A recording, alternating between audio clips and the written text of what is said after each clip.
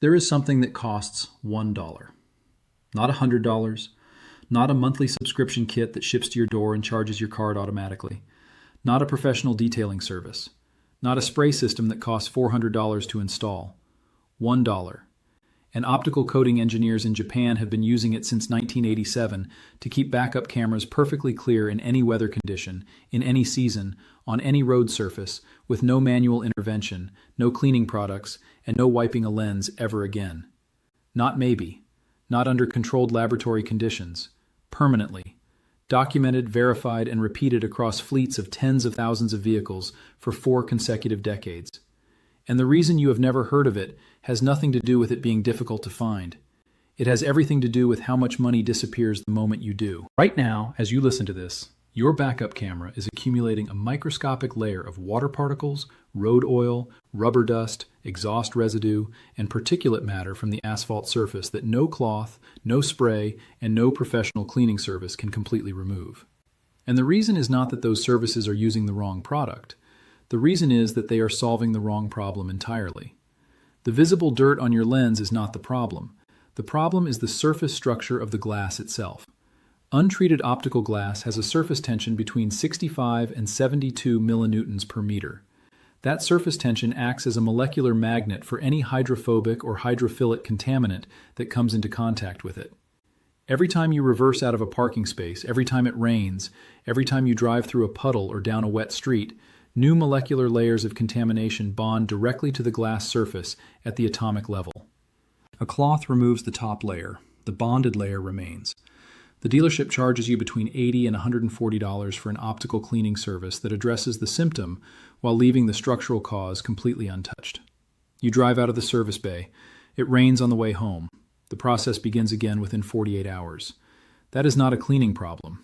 That is an engineering problem with a $1 engineering solution that nobody in the service chain has any financial incentive to hand you. The average driver with a backup camera issue visits a dealership or detailing service 3.2 times per year for camera-related visibility complaints. At an average of $90 per visit, that is $288 per year. Over the 8-year average ownership cycle of a vehicle in the United States, that is $2,300 spent on a problem that a $1 compound applied once every 37,000 miles eliminates structurally. Not reduces, eliminates. If you made it this far, you already know something most drivers will never find out. Subscribe now and share this with someone who is still paying for camera cleanings that fix absolutely nothing. Every person who watches this video is one less recurring revenue unit for an industry built entirely on your ignorance of a mineral compound that has been publicly documented since 1972. In 1987, the Optical Coatings Research Center at Osaka University published a classified internal study commissioned specifically for automotive manufacturers operating in the Japanese domestic market. The document analyzed in precise technical detail the degradation of optical surfaces under dense urban traffic conditions, including temperature cycling, humidity variation, and particulate exposure from low-sulfur Japanese fuel blends.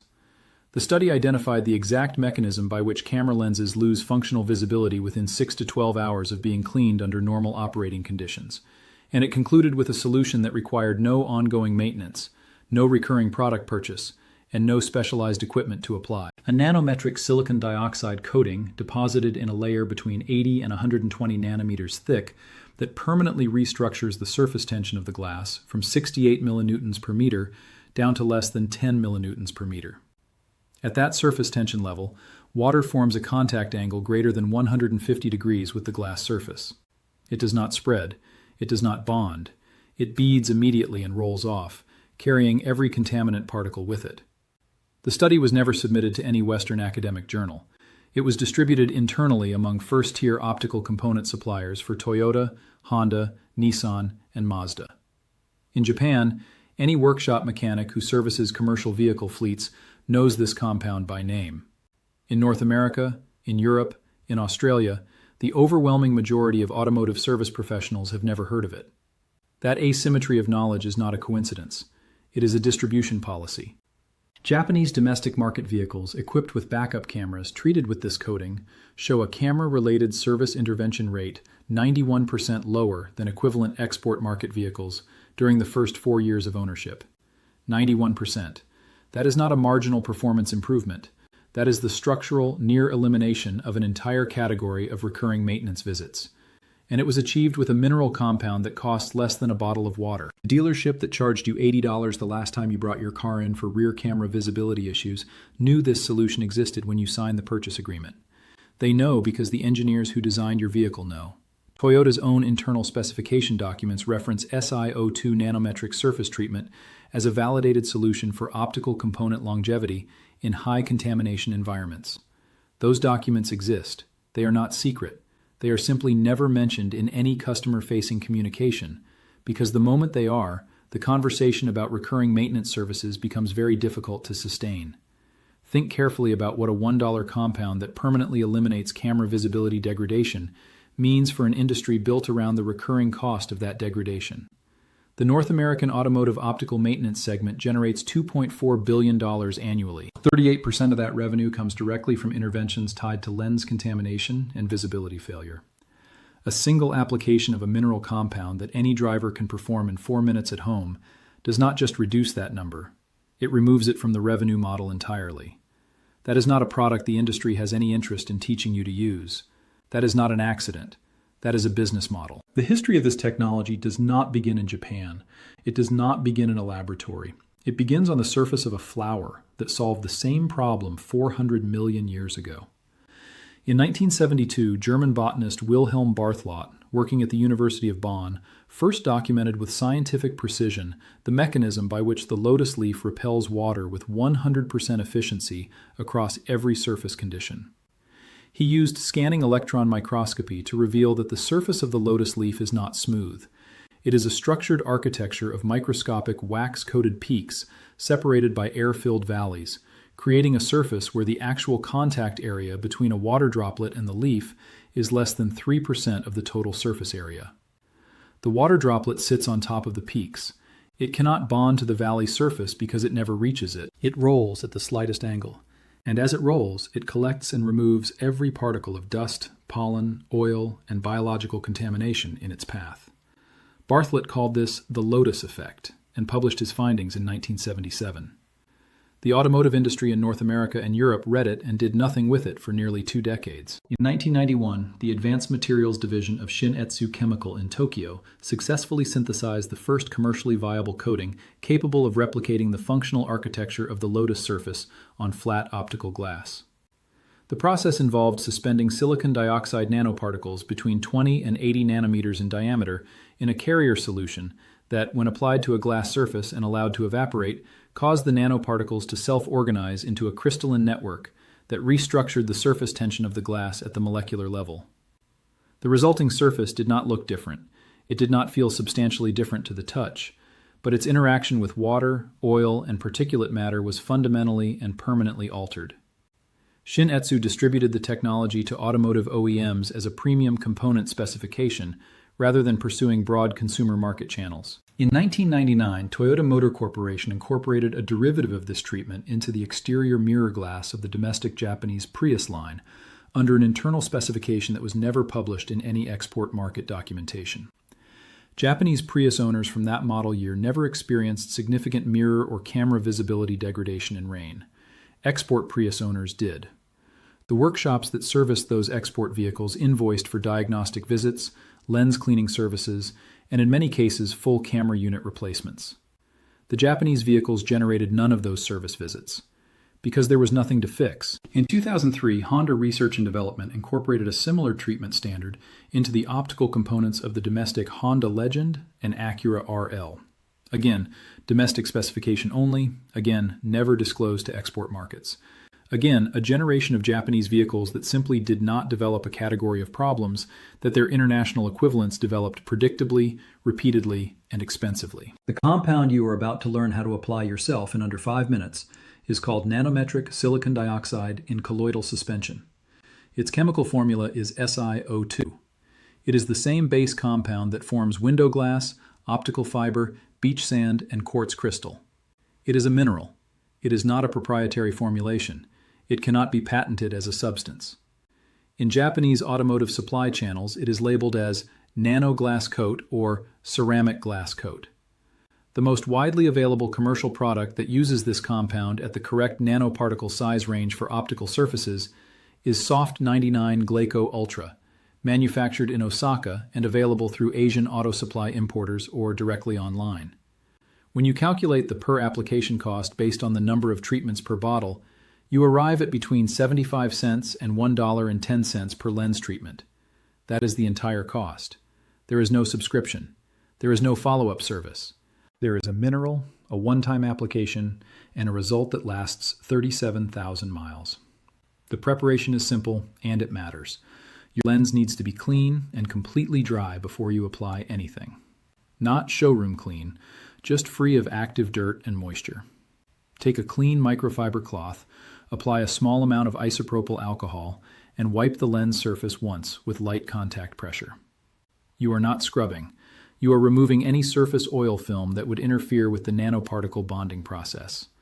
Let the lens air dry for 60 seconds. Now apply 1 drop of the colloidal SiO2 compound onto the foam applicator pad that comes with the product, or onto the folded corner of a second clean microfiber cloth. 1 drop.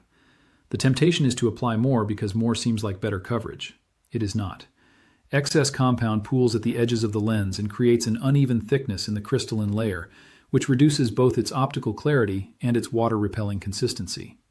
Apply it to the lens surface using a continuous circular motion, not linear strokes, circular. Spend exactly 20 seconds on this step. The circular motion ensures that the colloidal suspension reaches the micropores distributed across the glass surface uniformly. As you apply it, you will notice the lens surface takes on a slightly hazy appearance. This is correct. This is the colloidal layer sitting on the surface before the nanoparticles begin their migration into the glass micropores. Set a timer for 4 minutes and do not touch the lens. During those 4 minutes, the SiO2 particles between 20 and 80 nanometers in diameter are migrating under capillary action into the submicron pores of the glass surface and forming hydrogen bonds with the silica atoms of the glass substrate. This bonding process is what distinguishes a true nanometric surface treatment from a wax or sealant coating. Wax sits on top of the glass. It wears away within weeks. The SiO2 crystalline network bonds into the glass surface at the molecular level. It does not sit on top of anything. It becomes part of the surface structure of the lens itself. When the 4 minutes are complete, take the clean side of your microfiber cloth and pass it once across the lens surface with minimal pressure to remove the excess carrier solution. What remains is invisible to the naked eye, transparent to the camera sensor, and physically restructured at the nanometric level to reject water contact at an angle greater than 150 degrees. Over the first 500 miles of normal driving, the coating completes its final polymerization stage through the thermal cycling generated by engine heat and ambient temperature variation. After those 500 miles, the coating has reached its maximum structural integrity. It will not be removed by rain, by pressure washing at any standard car wash setting, by road salt, by automatic brush car washes, or by temperature extremes between -40 and 250 degrees Fahrenheit. It does not require reapplication until approximately 37,000 miles of use, and even at that point the degradation is gradual and partial. You will notice reduced performance before you lose the treatment entirely, giving you a clear signal to reapply before there is any meaningful loss of function. The taxi fleet in Kyoto, operated by Nihon Kotsu, is one of the most thoroughly documented cases of this compound in long-term fleet application.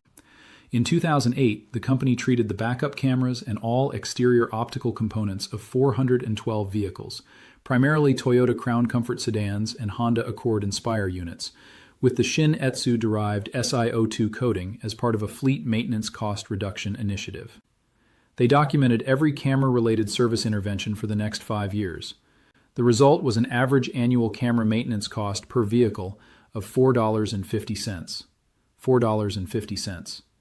That figure includes the amortized cost of the initial treatment, 1 partial reapplication in year 4 for 23 vehicles, and 0 camera unit replacements across the entire fleet in 5 years. A comparable privately operated taxi fleet in Chicago, running similar Toyota and Honda models during the same 5-year period, reported an average annual camera maintenance cost of $163 per vehicle, including professional cleaning services, multiple camera unit replacements, and diagnostic fees for intermittent visibility complaints.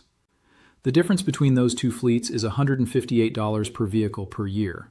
Across 412 vehicles, that is $65,000 annually. Sustained over 5 years, That is $325,000 in maintenance cost that the Kyoto fleet did not pay. And the entire intervention that produced that outcome was a $1 coating applied by a single technician in 4 minutes per vehicle on one morning in 2008. The global automotive camera and optical sensor maintenance market generates $4.3 billion in annual revenue. Independent industry analysis consistently attributes 37 to 41% of that revenue to service interventions tied directly to lens contamination and visibility degradation, a category that nanometric SiO2 surface treatment eliminates as a recurring cost. The compound cannot be patented. It cannot be branded into a proprietary franchise. It cannot anchor a quarterly earnings report. It cannot be the foundation of a service subscription model or a planned obsolescence strategy. A mineral that resolves a problem permanently is a mineral that permanently removes the revenue stream built around that problem not being resolved. Every major automotive OEM has internal documentation acknowledging the efficacy of nanometric SiO2 on optical surfaces. Every dealership service department that charges you for a camera cleaning operates within a business structure that depends entirely on you not knowing what you now know. That is not speculation. That is a margin calculation made at the corporate level every quarter. Barthelot documented the Lotus effect in 1972. Shin-Etsu synthesized it onto glass in 1991. Toyota applied it to domestic market optics in 1999. Honda extended the application in 2003. The Osaka Center documented it specifically for automotive cameras in 1987. $4.3 billion in annual service revenue depends on you never connecting those 5 data points into a single coherent picture. You just did. The compound is called nanometric silicon dioxide. The formula is SiO2. It costs $1 per application. It has never failed a single independent optical adhesion test conducted under real-world automotive operating conditions. It has been documented in material science literature since 1991. It is available online right now for less than the cost of a fast food meal. And the only reason you did not know its name until today is that knowing it costs the wrong people far too much money. Subscribe. Every subscription keeps this channel bringing information that the industry assumed you would never find on your own. And share this with someone who is still paying $80 per visit for a problem that has always been preventable with $1 in 4 minutes. Every time you share this video, you place this information in front of someone who is still funding a maintenance model built entirely on the absence of knowledge you now have. Next video. The Japanese brake compound. Not the brake fluid they sell at any auto parts chain. The original tribological compound developed by Akebono Brake Corporation for the Japanese domestic market that extends brake disc service life to 112,000 miles and reduces brake fade by 63% under repeated high-load deceleration. The English-speaking brake replacement industry has actively suppressed awareness of this compound in consumer channels for 22 years. The domestic Japanese market has used it as standard fleet practice since 2001. If your vehicle has brake discs, and every vehicle manufactured after 1998 does, you need to see this before your next scheduled brake service.